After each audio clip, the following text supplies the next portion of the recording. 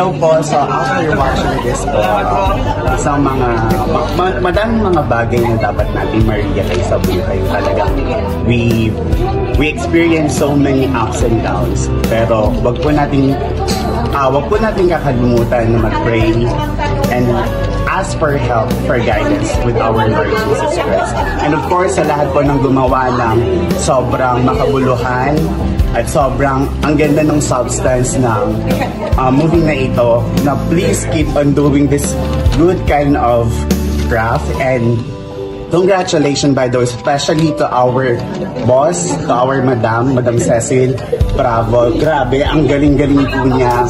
Sobrang natural, sobrang mafe-feel mo talaga yung drama, lahat. So, I really commend all the efforts and yung time ng mga taong gumawa nito. And to all artists out there, keep doing your craft, keep improving, and keep influencing our people. Thank you po. Yan.